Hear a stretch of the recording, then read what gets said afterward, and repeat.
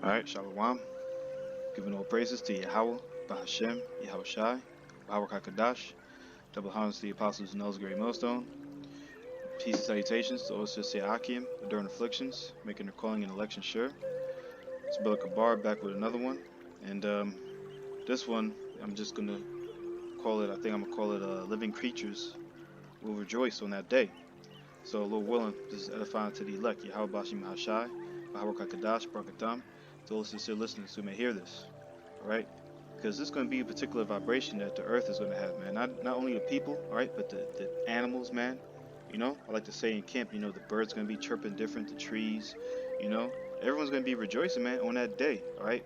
When these Edomites are going to just, alright, be in a lower state, man, where they need to be, man. You know, and the righteous will be in rulership, alright? So let me start off here. You know, I just thought I was recording and it didn't come out, so I'm just going to, you know, start over. Alright, this is in the book of Proverbs 29 and 2. It says, when the righteous are in authority, the people rejoice. But when the wicked beareth rule, the people mourn. Alright, the people are mourning right now, man. We can see, alright, this place is just in the state of mourning. Alright, whoever's not in the state of mourning, alright, then they're just not righteous, man. You know, people are just in the wrong spirit. They're going to get destroyed, man. Alright, because right now, this is a time of mourning. Alright, the righteous, alright, they're not in authority right now, man. Alright, Lord willing, I'm one of those men, you know. So, you know, we're not in authority right now, you know. But on that day, man, when we take the kingdom, all right, pursuant to Daniel the 7th chapter, verse 18, all right, pursuant to Ezekiel 25 and 14, all right, it's going to be a day when these Edomites, they're going to, hey, man, they're going to get theirs, man, you know. And that's going to be a time, all right, when the righteous are going to be rejoicing, man. The people are going to be rejoicing, man. And not only the people, like I'm saying, the animals, man, all flesh, man. You know, Lord willing, I'll get that in Luke. But let me jump to Proverbs 20, was it 21?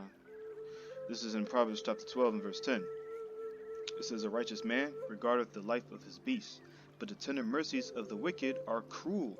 Alright, the tender mercies of the wicked, man, alright, which are the Edomites, alright, pursuant to Malachi, the first chapter. Alright, the border of wickedness, man. You know, we know Esau, right? That's the cunning hunter, right? Let me get that in Genesis 25. That's Satan. You know, I just did this video that I thought it came out, but it's all good. This is Genesis 25, all right, and verse, just to get to the point, 27, it says, and the boys grew, and Esau was a cunning hunter, a man of the field, and Jacob was a plain man dwelling in tents. All right, so Esau, man, a cunning hunter, man. All right, that's the wicked. All right, pursuant to we already brought out Job 9:24. All right, but you know this place, man, is in the rulership of the wicked of the earth, man, the cunning hunter, man. That's the worst manner of people to be in rulership, man. Is Esau, man. Esau is Edom, all right. So Genesis 36 chapter, you know. Let me just get Obadiah real quick, man, because this is going to be that day, all right, when people are going to be rejoicing, man. The whole earth is going to be rejoicing, man. You know, even before then, it's going to be a time of mirth, all right. But on that day, man, on this day right here, this is in Obadiah verse 18. It says, in the house of Jacob shall be a fire, the house of Joseph a flame, and the house of Esau for stubble.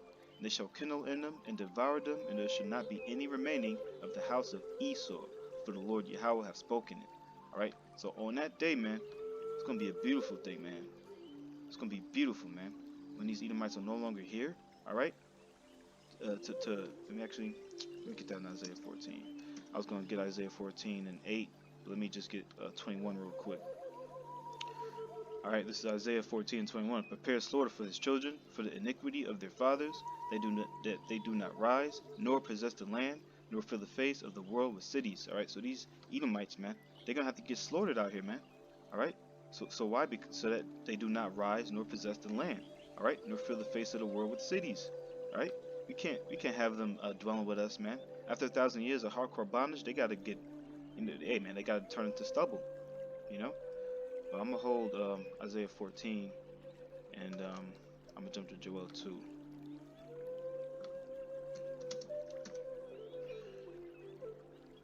This is in Joel 2. I'm gonna start 21. It says, "Fear not, O land; be glad and rejoice, for the Lord Yahweh will do great things. Be not afraid, ye beasts of the field, For the pastures of the wilderness do spring, for the tree beareth her fruit, the fig tree and the vine do yield their strength. Be glad then, ye children of Zion, and rejoice in the Lord Yahweh your power, for he hath given you the former rain moderately. He will cause to come down for you the rain, the former rain, and the latter rain in the first month. And the floors shall be full of wheat, and the fats shall overflow with wine and oil. You know, it says, and I will restore to you the years that the locust hath eaten, and the cankerworm, and the caterpillar, and the palmer worm, my great army which I sent among you. It says, and ye shall eat in plenty, and be satisfied, and praise the name of the Lord Yahweh your power, that hath dealt wondrously with you, and my people shall never be ashamed. Alright, this is the point here. It says, verse 27, and ye shall know that I am in the midst of Israel. It says, and that I am the Lord Yahweh your power, and none else, and my people shall never be ashamed. Alright, so the Israelites, man, you know, Most High, he's dealing with the Israelites, man. Alright, the righteous, alright, who are not in rulership right now, man. These things have to come to pass, particular prophecies that have to come to pass, you know. But you know, once this thing comes to pass, man, it's just gonna be beautiful, man. This earth will be restored. All right, the state of this place, the vibration will be higher. All right, higher than you can imagine, man. It's gonna be beautiful. So let me jump back into Isaiah 14. I'm gonna start at verse. I'm start at verse 4. It says, Isaiah 14:4 says that thou shalt take up this proverb against the king of Babylon, all right, which we know this is Babylon the Great, all right, the daughter of Babylon.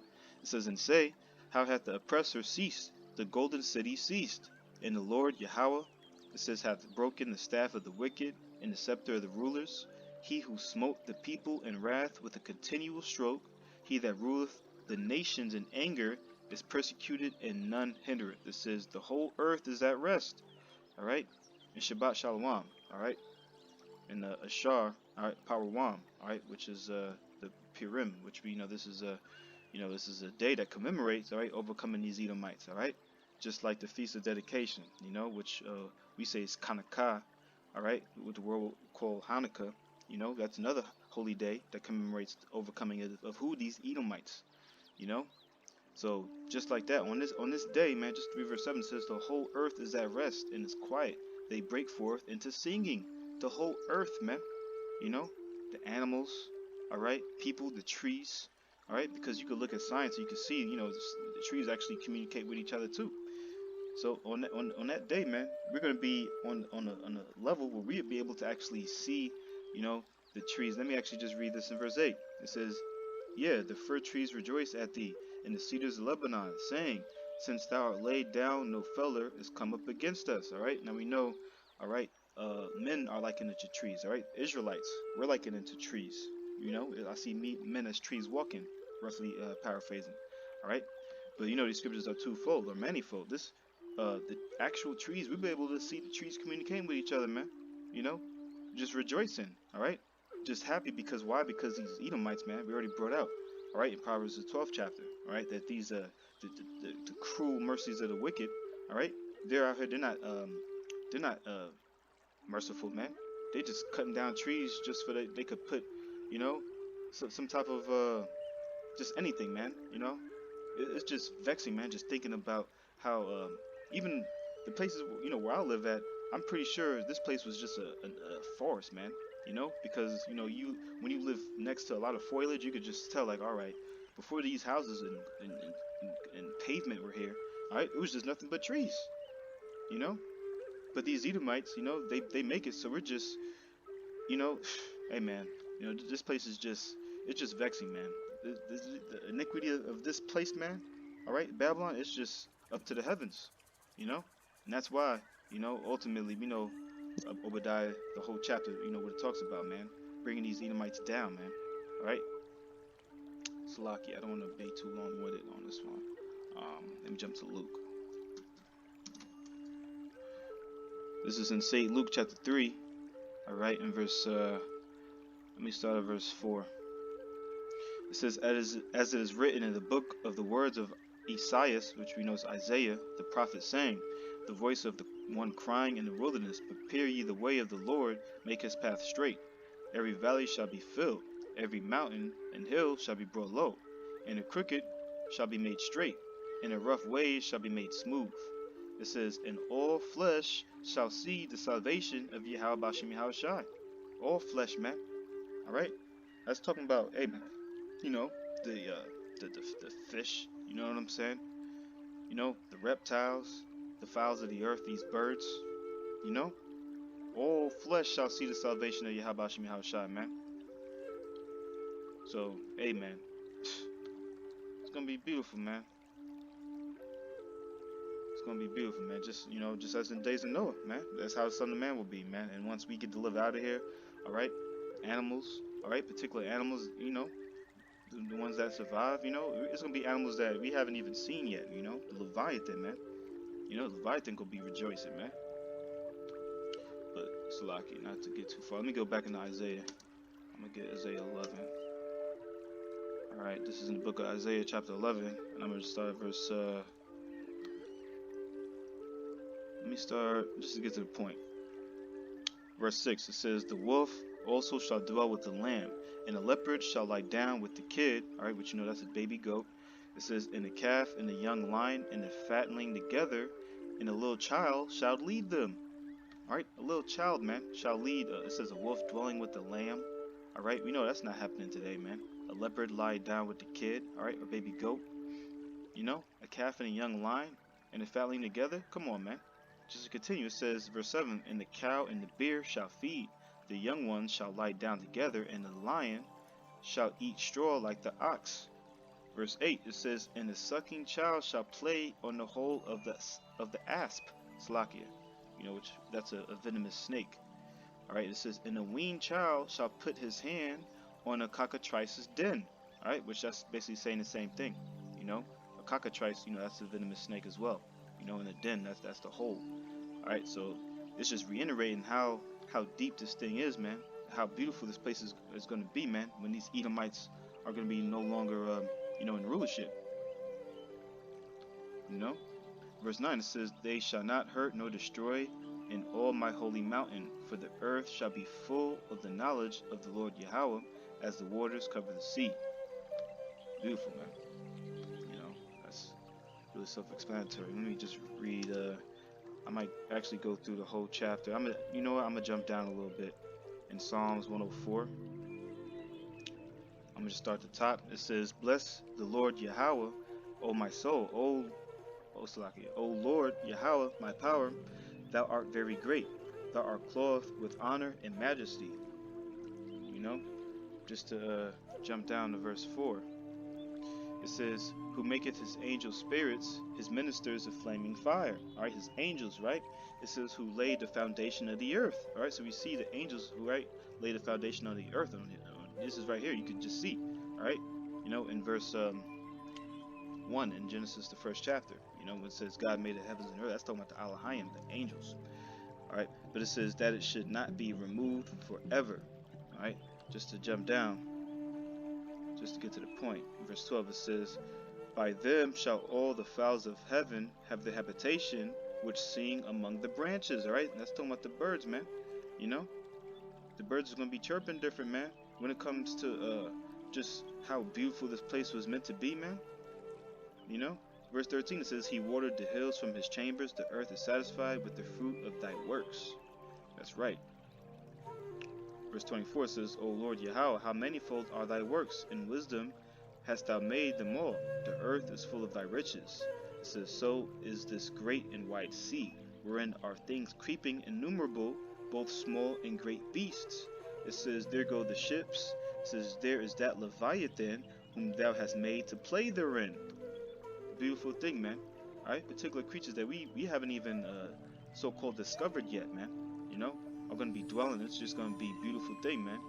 Verse 27, it says, these wait all upon thee, that thou mayest give them their meat in due season. You know, and that includes us, man. Verse 30, it says, thou sendest forth thy spirit, they are created. It says, and thou renewest the face of the earth. The glory of the Lord Yahweh shall endure forever. The Lord Yahweh shall rejoice in his works. Come. Just to give verse 35, it says, let the sinners be consumed out of the earth, and let the wicked be no more. Bless thou the Lord Yahweh, O my soul, praise ye the Lord Yahweh. Khan, call Lord Yahweh Shim Hashah, man. You know, Lord willing, you know, I mean, I'll be able to just witness this place just burning fire, man. You know, this place is it's just wicked, man. It's vexing, man. You know, every day it's just having to wake up in this place, man. You know, so it's gonna be a beautiful thing. You know, I could get that in Psalm. I don't have too much more. This is in Psalm 137:9. It says, "Happy shall he be that taketh and dasheth thy little ones against the stones." You know, that was the one I wanted. But let me I know it's in Psalms. Let me see.